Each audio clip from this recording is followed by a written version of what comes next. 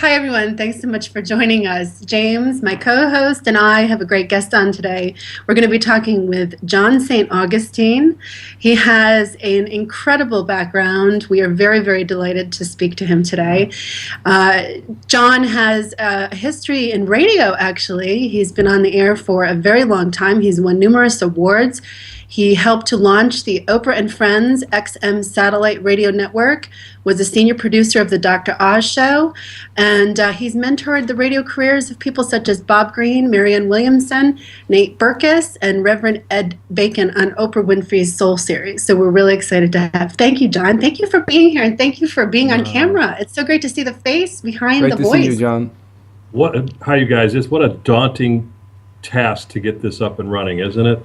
I was thinking when we put all these pieces together, I used to be able to take apart a carburetor in a 69 Camaro in about an hour and put it back together, and I can't learn how to do Skype. So I'll figure it out. You did learn how to, you did. You did it. And in fact, that is a great introduction to today's show, because what we're going to be talking about today is the journey of doing stuff, right? Exactly. Yes? And, you mentioned those friends of mine from the Oprah Radio network, and I volunteered to work with Reverend Ed Bacon for two reasons, basically for free. One is because his last name's Bacon, and who the hell wouldn't want to? And, of course, the work he does on his spirituality, he's somebody you two should talk to at some point. Really an amazing guy, comes from an interesting background in the South, and just one of those people I was very fortunate enough to work with. And I'm glad you did the brief bio, Hillary, because the long form is like a eulogy. It really is. Yeah. I was just telling James, I've said he needs a short, compacted version, but you've also done a lot of really great things. Yeah. And so I know, and I'm going to let you talk about those and tell everybody what you're doing now, because your career reads like an inspirational story. Your whole life reads like an inspirational story. Okay. And I remember when I was first on the air back in like 2006, you were one of my first guests, and I was terrified of you. I was so nervous to talk to you. Not terrified in a bad way, but like terrified to speak to you, because you were John St. Augustine, and there was that moment. But then over the years, we did these shows together, and it just became more and more comfortable, and more comfortable it became. The conversations became really enlightening for me, and I really enjoyed them. So thank you, and I hope you did too. So the shellac came off and the star faded. Yeah, good. But that's always been important to me. I know a lot of what we're going to talk about today is finding enlightenment or letting enlightenment find you. And I've always found it in places like digging ditches and building bridges and taking very long walks from Canada to Chicago and back, and in the real nitty-gritty parts of life. Seminars are great. I get to speak all over the world. Sometimes I just came back from Aspen from doing a couple of events there. But the real uncommon sense grounded spirituality is everywhere. And while I've really enjoyed my work on radio and working with Oprah, that's all well and good. It's fantastic. But what got me there was making sure I didn't miss the sacred in the small moments. And I think that's really what my career in life's been all about. Wow. Well, you wrote a book, Every Moment Matters. That was one of my favorite books of yours. Oh, and thanks. you talked about how finding those miracles in those small moments, in the now, and people really resonated with that, because sometimes, don't you think, we have to be reminded to look for those? Yeah. And I think it's like a muscle. When I was in college in none of your business what year I was in college. It was a long time. But I took a kinesiology class. My minor was kinesiology, and kinesiology is the study of human movement, and especially when it pertains to athletics. So if you're working out and you're a swimmer, for example, your body is going to adapt to the demand you've placed on it, and it will look a certain way and it'll respond a certain way. So that's called SAID, specific adaptation to imposed demands. And I believe that it doesn't end at our physical body, that our mental and emotional and spiritual bodies also demand to what we place on it. It adapts to that. If you place no demand on your life, life will eventually place a demand on you.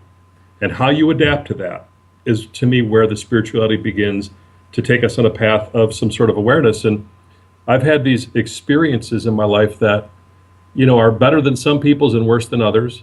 But what I've been able to do is pull some and extract some lessons and teachings out of that I think were meant for me, and everybody else was a cast of characters. And I think we all play a role in each other's lives if we're aware of that.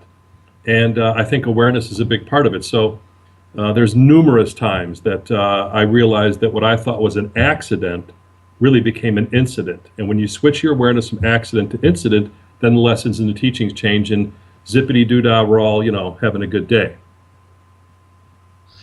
Well, that's really what it's all about, right? And you have a great blog, Notes from the North, and I highly encourage people to go and subscribe to it. It's a really inspirational blog, and you wrote about your trip to Aspen. Yeah. And I was really enjoying the read, actually, and how you described the journey, getting there, the reflection. Everything from the small, the medium, the large. It was a very comprehensible piece that you wrote. And I said, how amazing is that really, if we really let ourselves be in the moment, every moment, and just greet it without our preconceived notions or ideas or hypotheses of what other people are. And I was talking to you briefly this morning in prep for the show, and we were discussing the art of conversation, communication, and how well I was musing on that this morning, and I shared that with you. And it made me realize that being a radio person, and you could probably relate to this, that some of the best shows that I've ever done on the air or on TV have been where the conversation is a conversation, and you really have the back and forth.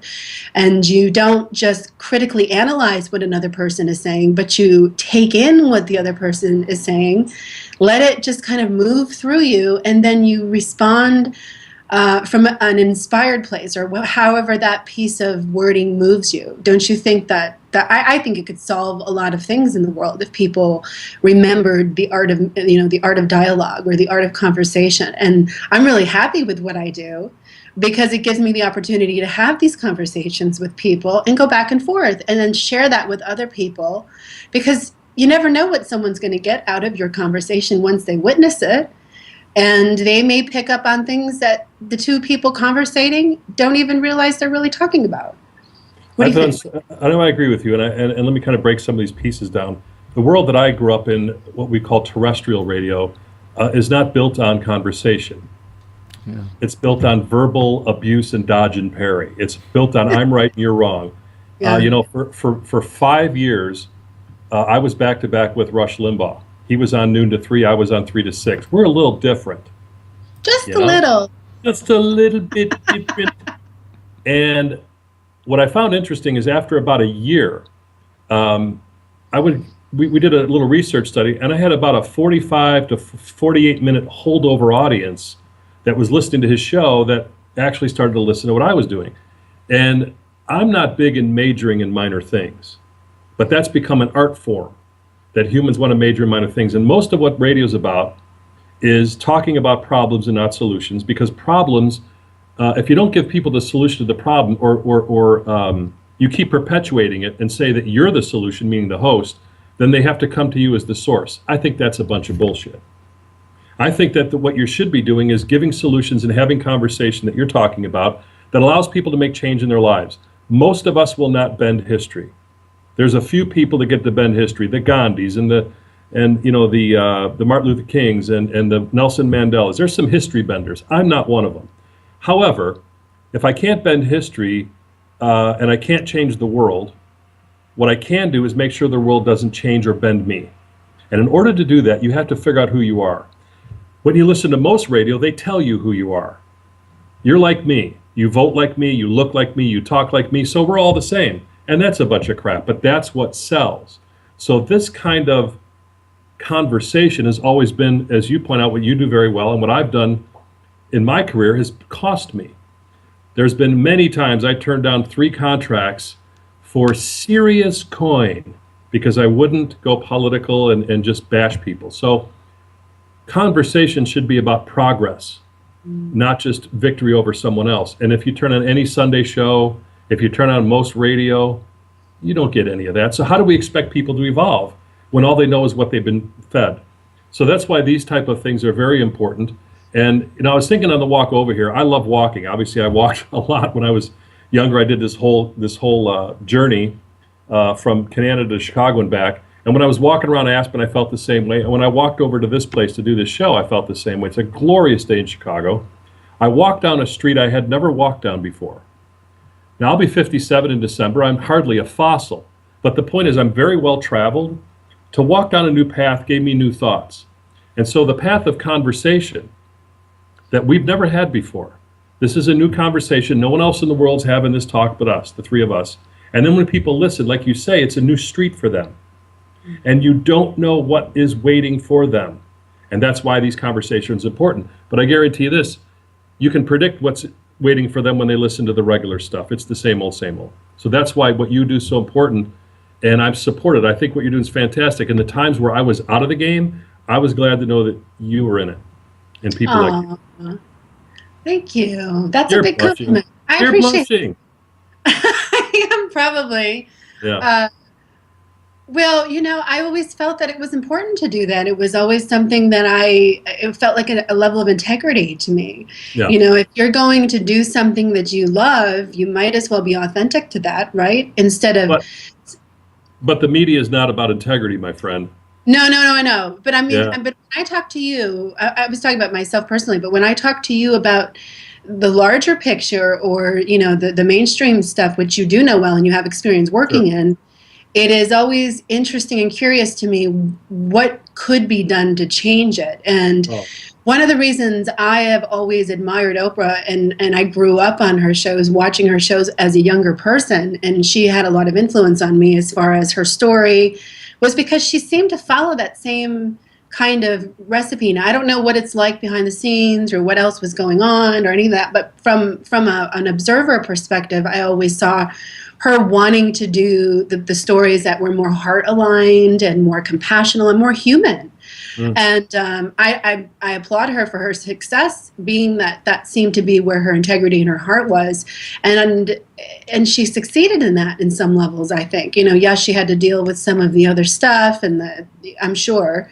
But from an outside person looking in, it always seemed to me that she was trying to at least inspire that in other people. And I see that with your work, and I see that as you grow in your career, moving on into different projects and taking on different things, I see that in you. And I've always said that to you, and I've always encouraged that in conversations with when we speak, or if something, our interactions always inspire me. So I relate to people who seem to take that path, and I think others find each other when they're taking that kind of heart integrity to heart, and they really seek to do that in the world with whatever that means. And you can be doing this industry, you can be doing that industry, or another job, or this, but you still have the ability to choose that inspiration and that level of integrity in every interaction that you have. And I think that comes from just coming from an authentic, in the moment space whenever you have the opportunity to interact with anybody. Because otherwise, what's the point? It's much more fun to have a conversation that lifts you up and illuminates you and makes you go out and seek better, whatever that may be, than to have a conversation where you feel like you've been slimed in negativity and gossip and this bickering back and forth. So my rant has a question. Yay. I want to know, how do we change the mainstream stuff? How do you see the bridge happening between that and mainstream? Is it just so entrenched in it would take a complete overhaul?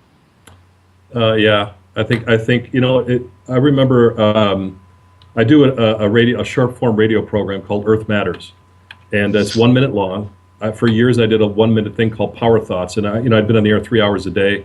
1999, I couldn't get everything into my show that I wanted to, so I created these little 1 minute things, and I started writing these and realized, much to my ego's dismay, that I don't need it 3 hours. I can say it in 58 seconds.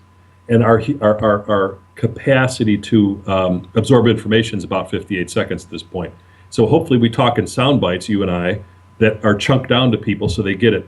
It's not like in the old days where you can pontificate, bloviate, and suffocate people for 3 hours, even though it still happens. So I've been doing these Earth Matters things with my friend Bill Curtis, and he's got the voice of God, basically. So I write them and he reads them, and they do very well. And even though as formidable as that duo is, my award-winning scripting skills, Curtis Productions, Bill Curtis's voice with all the work he's done, we couldn't find anywhere to park him on radio, Because for two reasons. One is we're giving people information, scares other people. And it was about what I think is going on with the planet, which just isn't about reduce, reuse, recycle, which is fine at one level of consciousness, but it's like prompting people to understand that we are within the biosphere, not outside of it. What a concept. And that scares the crap out of people. So when they heard our information, they're like, whoa, whoa, whoa, whoa. This is great, but. And when you hear but, you're done. The second part was if I bring in a sponsor, if somebody like Coca-Cola wants to sponsor with $7 million, I can buy anything I want. They don't care. So it's all tied to the money. And when you're talking about conversation and media and how do we turn the barge in the river, you got to have the coin. If you don't have the coin, nothing changes. So going back to the Oprah example, I've known her since 1986. And it all kind of serendipitously came together to work there and create that channel. Seeing as this is going to be seen all over the world, I'll be careful in my words about how things go and how they don't. That's, I think, why I sign a non-disclosure, so I can't yak too much years later. The fact that you have to sign a non-disclosure kind of creeps me out, but okay, that's fine. I agree. I think Oprah has proven you can sell it and people will buy it, but it comes down to her, not so much the concept or the theme. So she got away with it for a while because she'd already built such a cadre of viewers up that she could do whatever she wanted. She could not start today with that same concept in this, are you kidding me? Who's your baby's daddy is more important now. So these kind of shows are almost impossible to get on doing what you're doing, which is, oh yeah, what's this? The hype of Skype, right? This allows people to connect without having to jump through the hoops of all the media crap. And this is how the message gets out. Until this becomes profitable, they will ignore it. That's the bottom line. So it's all built on the cash, and it's unfortunate, but if we're looking for change there, I think we're going to wait a hell of a long time. With her show not being on the air, she does something called Super Soul Sunday, which is great on TV. And I think she has a new thing out coming called Belief. And I'm hoping to interview her for my new podcast on CBS here in the next few weeks. But the point is, until you got the sway or the leverage, it's not going to happen, unfortunately. So little things pop through. But that's what I'm getting at. If you can't find it on the Oprah channel, can you see these? Look at Yes. on the Oprah channel or other places, then you find it in the weed that's growing through the crack on the sidewalk. You find it in the nest of the bird that's still stuck around through the winter, and you wonder, how did that endure? You find it in the guy who's looking for $1 at the corner. You find it in all these other places because it's great. It would be great to change the media. I would love to have Ted Turner call me and say, Johnny boy, here's 7.7 and do what you want. I'd love it.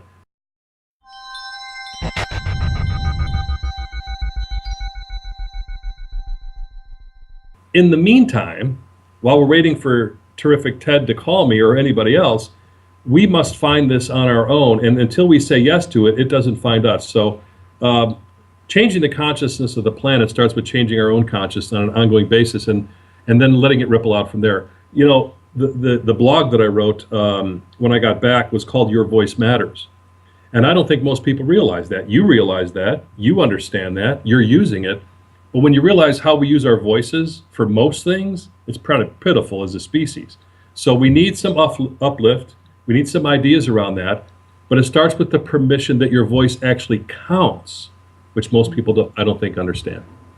No, and I'm always wondering how social media is affecting, or just the online presence is affecting younger generations coming up. I talk about that a lot. I always bring that up because not only do I see it with my own children, but I see it in their friends and kind of a layer that's going through. And Dr. Phil actually had an interesting guest the other day, and I was watching the show because I've been musing on this, and he was interviewing a young girl. I think she was about 15, and she was addicted to her phone, and she literally would throw these kinds of behavioral tantrums when she had no Wi-Fi.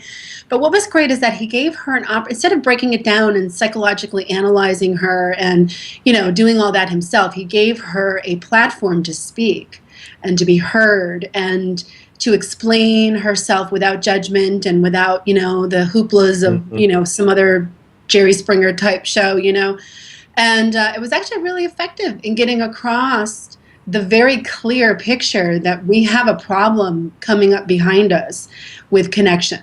And I think we're going to be seeing a lot of younger generations looking to the older generations to teach them how to connect authentically with others, because they're not going to have the skills. It was a real interesting breakdown, and I wish I could get a clip of that and share it, because it was really that powerful. And she equated her value as a woman to her likes.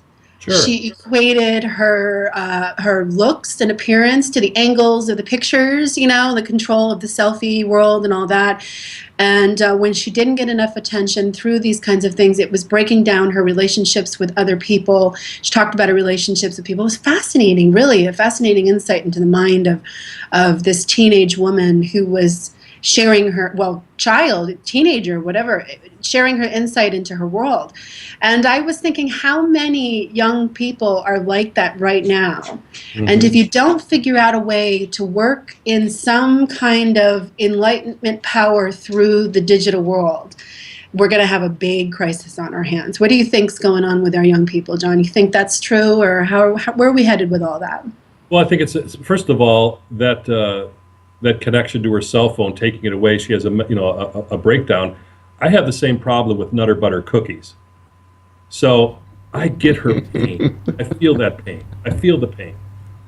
I think it's one of two things. I think we're at a pivot point. This technology is starting to surpass our humanity. It reminds me of the movie Space Odyssey, 2001: Space Odyssey, where the computer takes over HAL.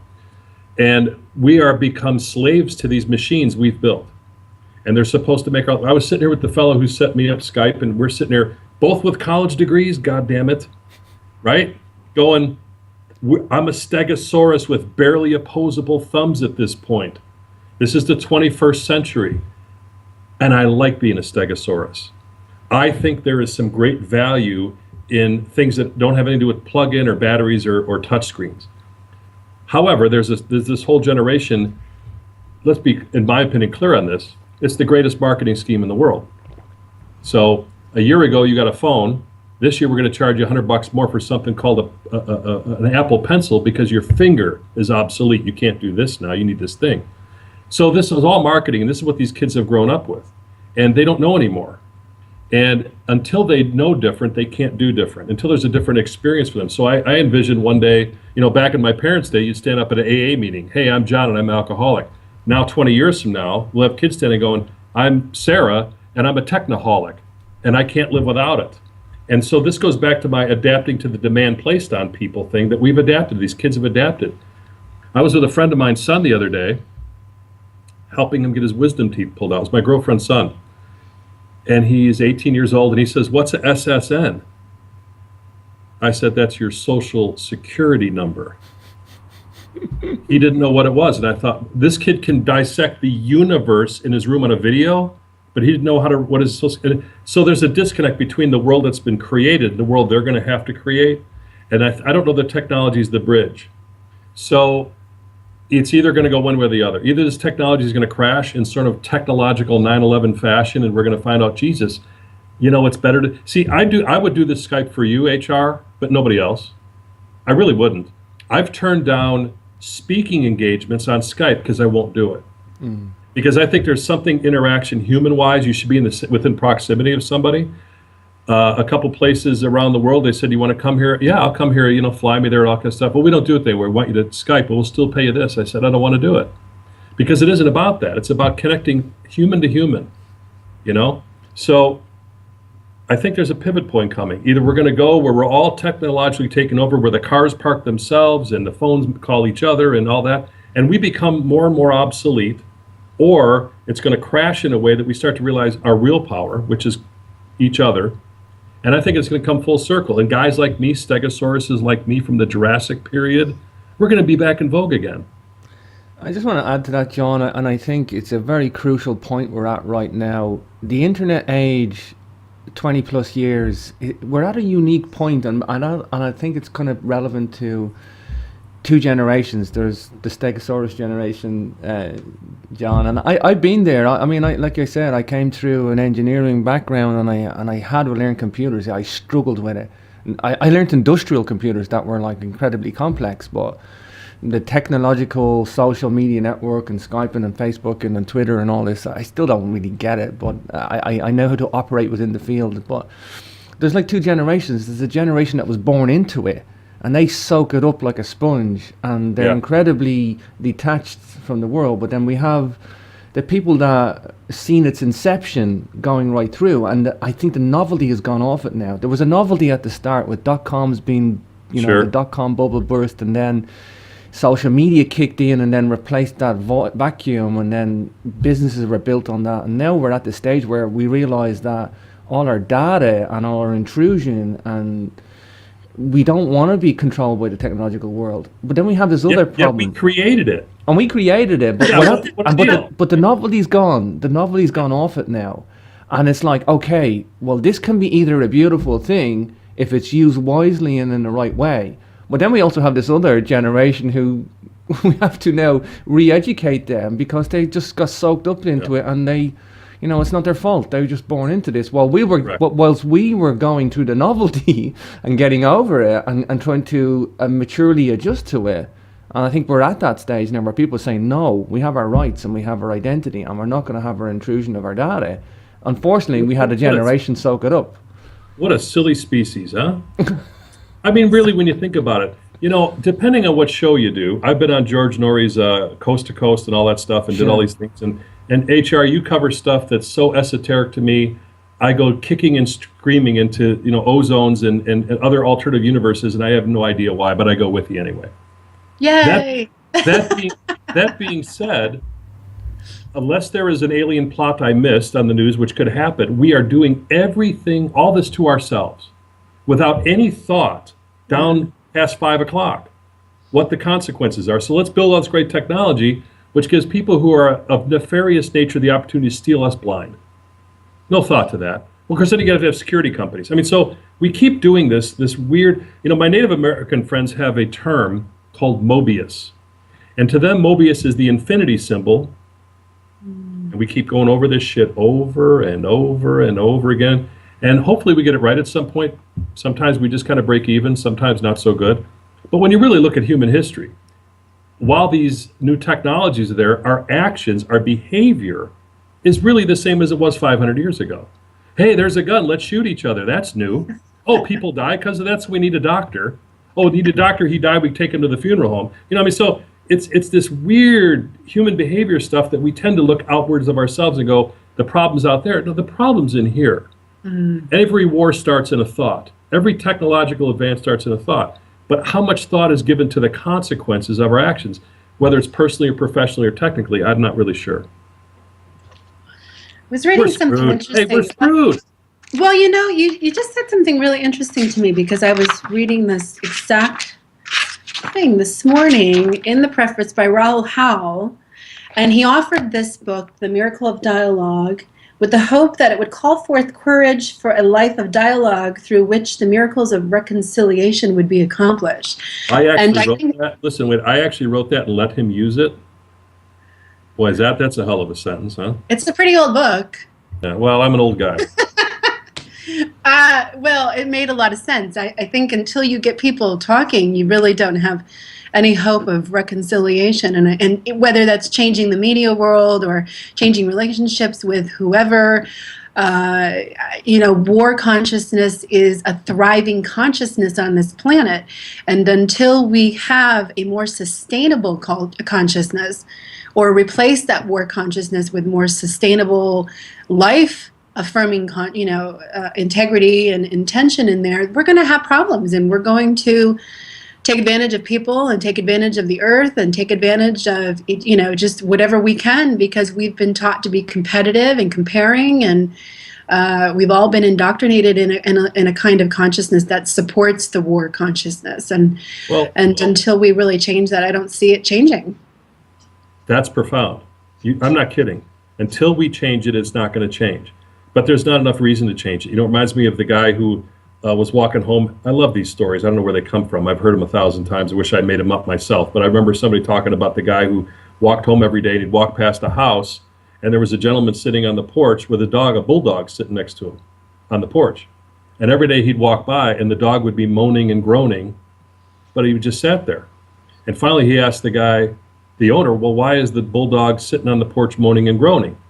And the guy says, well, every day he comes out when I come out and he sits in the same spot. And there's a nail there and it hurts. He says, well, why doesn't he move? He says, because it doesn't hurt enough. Wow. We don't move or change until it hurts enough. We are a species that really doesn't learn by joy. We learn by pain. That which hurts instructs us. It's supposed to hurt to instruct us to something, but we're missing the lesson, so it keeps hurting. We don't figure it out. You know, I'm a perspective guy because it's the only way I can get out of bed. Seriously.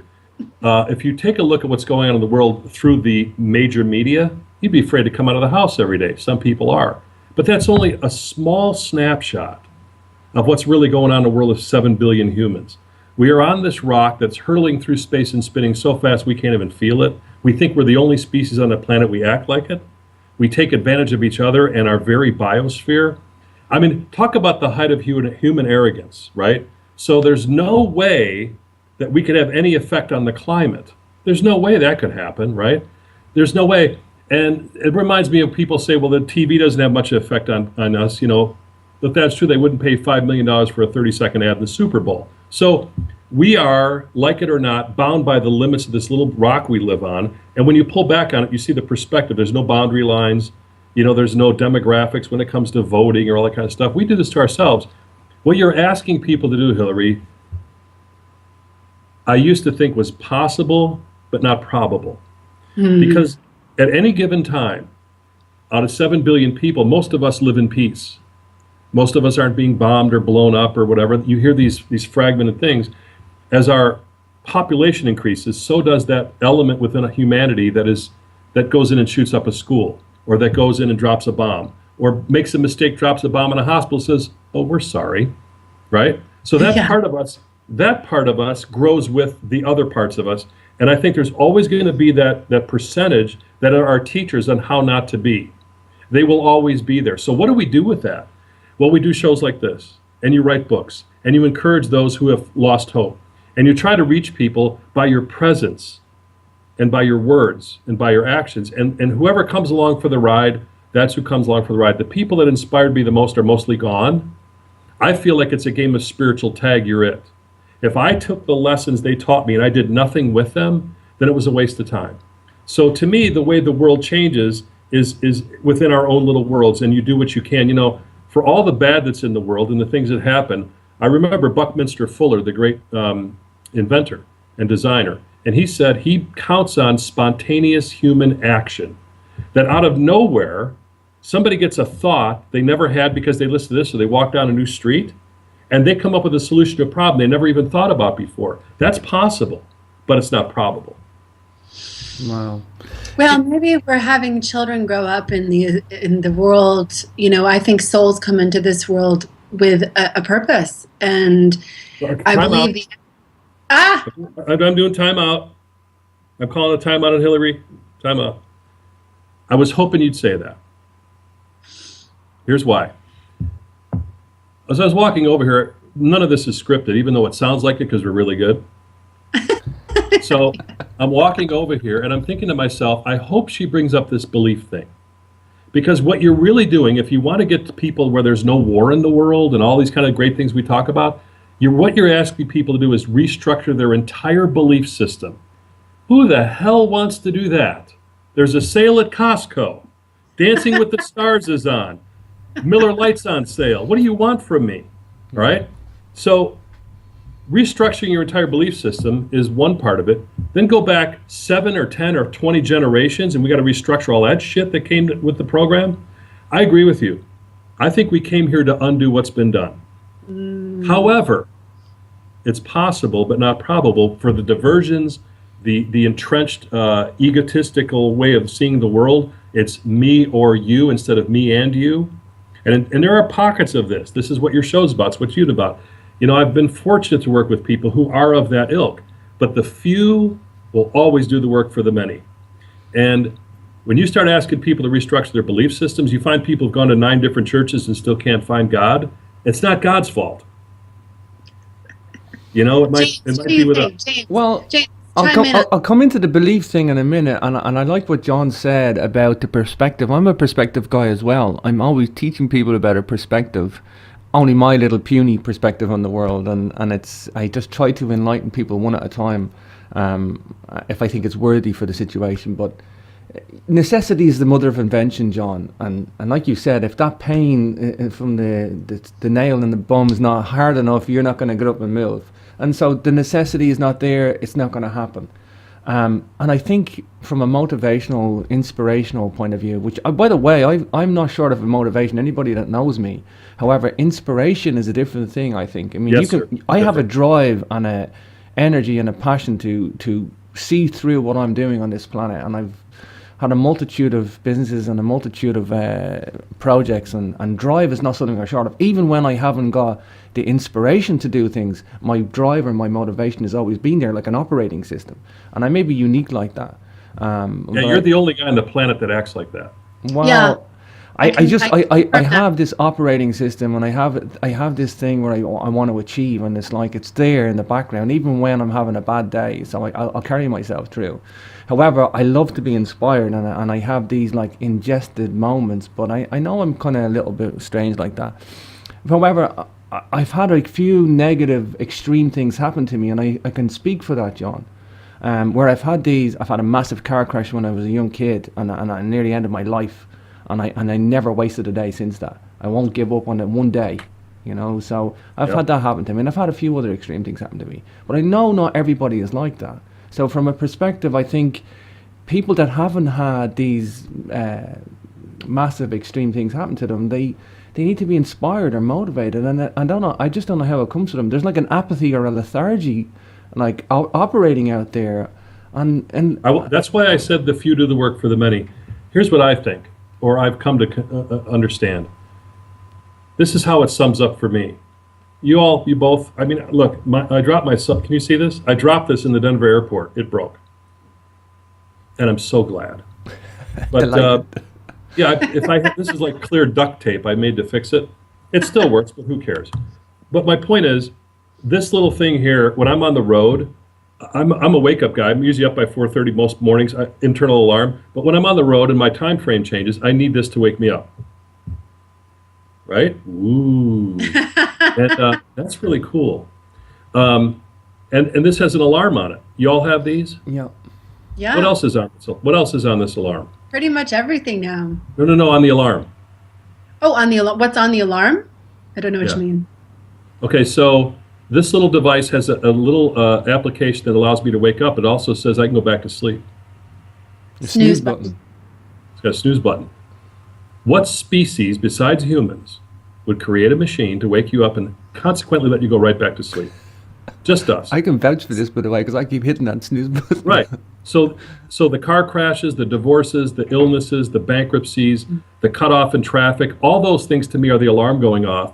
And right away, we've learned how to go back to the snooze button, because when you're talking about what hurts enough and what doesn't, I think life disguises these alarms all the time. But we've learned to not deal with the pain, so it's easier just to let it go. The biggest compound interest and the worst in the world is pain. I think that's what drives all the negative behavior in the world. Some guy doesn't get paid attention to, so 35 years later, he blows something up. So we're not taught how to extract the splinters of pain in our lives. And when you work with people, which I've done in groups, I've done in singulars, I've done with couples, it's all about finding the splinters, and we all have them. They're not just ours, they're generations of crap that ran downhill that we have to carry. They are the crucial moments, John. These are the crucial moments that you need to turn around. These are the crucial. I'm in Chicago, I'm wearing my spiritual Bears hat because we suck this year. But listen, I can drag my knuckles with the best of them. I'm glad the Cubs are going to, that's all great. But the biggest moments of my life were donating an organ to my daughter, getting electrocuted at 19, cutting out of a car at 27, falling out of a helicopter, all these little things that turn into big, massive moments. Everybody has something. We have not been taught how to extract that as for what it is. We see it as this accident and not the incident. When I was in Denver, if I have a second, are we still okay in time? Yeah. Yeah, we're good. When I was in Denver, when I was up in Aspen speaking, I was talking about the walk that I took 18 years ago. And on the way down, we had, there was 3 of us on the way down. We got to Chicago, turned around, I'd walk back alone north. I was alone, but I wasn't lonely. It was the first time in my life realized I was peeling back the layers of my life and walking through the old parts of John. And I got to the top of a bluff in Kettle Moraine State Park in Wisconsin. And I had this 60 or 80 pound pack on my back. On the way down, it was in a van, so I didn't have to carry it. But now I had to carry the van. I've carried the van. I had to carry the pack. And it was heavy. And I got to the top of this bluff and I dumped everything out. I didn't even know what was in there because it was packed by my friends and other people who were well-meaning and said, here, you might need this sometime on your walk. 6-pound can of pork and beans, don't need it, right? All this stuff in there. And then I decided what I would carry from everybody's putting their shit in our backpacks. We carried our whole life until we fall down. And then we have a breakdown, which is an opportunity for a breakthrough. And then we finally dump everything. I go, I didn't put this in there. I didn't put that in there. So until we get to that point, those things packed by others in our mental, physical, emotional, and spiritual backpack are our rudder. That's what and we are unconscious of this. So my best example is, here in Chicago, if you put ketchup on a hot dog, they'll hang you up by your Buster Brown. And nobody knows why we don't put ketchup on hot dogs. We just don't. It's those. That's a small way to look at beliefs, how they drive everything. So, HR, you're asking people to restructure their belief system. We can't even put frickin' ketchup on a hot dog here. How are you going to get people to make change? Until it hurts enough and they realize what the pain's about and what it's not, that's the only chance we have. Well, 9/11 had an effect, and then everybody hit the snooze button. Snooze button. Cheryl Richardson, you're familiar? Mm-hmm. Cheryl's a great friend of mine, and she was on with me not long after that, and I asked her what's your greatest fear about this? She said, we're going to go back to sleep. It's not a big enough wake-up call. And these things are happening all the time. The 9/11 is for the woman who lost her son last night at 16, got shot on the front porch here. That's her 9/11. And somebody who has a debilitating or life-threatening illness, that's her 9/11. So we all have our 9/11s. But you hear this all the time. I should have woke up earlier. Here's my big stump these days. I'm getting ready to do another TED Talk. And it's called Human Math. I'm giving you a little preview. And I've written about this before. Part of the ego's deal is that we have forever to make change. Who cares? Let somebody else take care of it. That's all egotistical, outward-driven crap. If you take the average life expectancy in this country, which is roughly 77.6 years, and you times 365, you get 28,324 days to be alive. That's it. You're done. If you're lucky. Some people get a lot less, some people get a lot more. I don't know why, so that's the game. If you look at the people who have bent in history, almost all of them bent it in very little time. I could have to pull, if you're a follower of Jesus the Christ, he had like 16,000 days on the planet. He wasn't sitting around waiting for Dancing with the Stars. Of course, they didn't have any back then. But if they did, he wouldn't wait for that. My point is, the ego says we have all this time to forgive, to make change, to be who we want to be, to let stuff go. That's the ego's job, is to push away the spirit, because otherwise it wouldn't exist. The spiritual side says you came in on time and you're going out of time. You don't know when that time is. But we act like we're supposed to know. We don't. So I may not even get back home today. Who knows? That's the way it works out. So if you look at those things and you do your own timeline, I think this is a great it's either going to motivate people to really get off the porch and the bulldog goes with you, or you get so depressed you buy more Prozac than you ever had in your life. You take 28,324 days, you take the number of years you've been alive times 365, you find out how many days you have left between 28,324 and where you're at. For me, 8,100 days I got. You think I'm going to sit around and watch, and involve in stuff that I have no control over, or spend time in majoring in minor things where my voice doesn't matter? But it takes that kind of leverage to change human behavior. I will say this last part. I always got to get this in, because to me it's so important here in the States especially. I'm 57 in December. I've probably been to 150 funerals in my life and wakes, and I've never walked through a cemetery and saw Democrat, Republican, or Independent on a headstone, ever. It is the most dividing thing in our lives, is politics and religion, and it shows up on none of the stones that bear our legacy. If it's not that important then, why the hell do we make it such a dividing factor now? And it's those type of things, those small little wake-up calls. I go out and do these talks and I throw that thing out there, the whole Democrat, Republican, independent thing, and people look at me like I'm an idiot. And then one woman says, "That's brilliant." When you get that aha moment, you can work backwards from that. That's when your life can change and things like that. That's a small little thing. So waiting for the clouds to part doesn't always happen. Waiting for the clouds within us to part, that happens on a daily basis. Thank goodness. Wow. Yes. Well, we're coming up to An opportunity. We're coming up to the top of the hour. JohnSaintAugustine.com for today's author and motivational speaker. It's nice talking to you, John. You're such a down-to-earth guy, and I like the way you articulate and narrate this psychosis that we're kind of going on the planet. It's like a psychosis. It is. It really is. It's you have to look at it in a psychological sense. Let me just jump on that real quick, James. This is exactly psychosis. Explain this to me. How the Macarena can start in Brazil, and 6 weeks later, every human that's at a wedding in America knows how to do it. But we can't, right? That's how it works. That we're so adapted. Hey, let's all do this. You can't get people of 4 different backgrounds, faiths, and colors to sit at a table and have a good time. But you get everybody in Macarena, no problem. Yeah. That's a great example, actually. That's a great You want example. me to do it? Exactly what it is. Got the music? Wow, let's do one more. It's very true, though, John. Yeah. Of course, you have 2 books, Living in a Common Life and Every Moment Matters, as Hillary said as well. What's new for you now? So you've got a TEDx talk coming up. When can we expect to see that, John?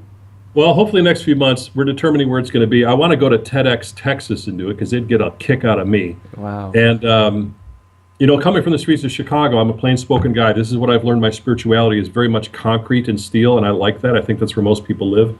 I have a podcast coming up on CBS's new digital platform called Play.it, called Life Matters, where similar conversations and things like that. I tend to kind of book a guest and then go on a rant for 45 minutes and cancel the guest because I ran out of time.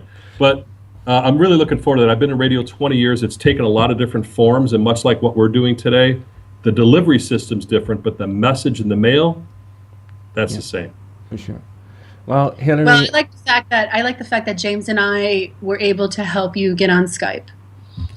I'm no longer always remember James and I because we were the ones that helped you figure out Skype. Well, if you go to my blog Notes from the North, it's on my JohnSaintAugustine.com page. You can subscribe there. I think there's a blog coming about not being a Skype virgin anymore, and how I got broken in, and how this all turned out, and how wonderful this is all, going to change and enlighten my life because I've become part of the masses. Yeah, I'll share it on Facebook when it's done. The electronic landfill just got bigger, deeper, and wider with me. Yes. Yes. Yeah. John, inspirational talking to you. It really is, and you're such a down-hearted guy. It's great to see you, Hillary. Great to see you again, as always. Yes, both of you. Thank you so much, John, for being here. Thanks, you guys. James, thank you very much. Everyone, thanks for watching. We'll see you next time.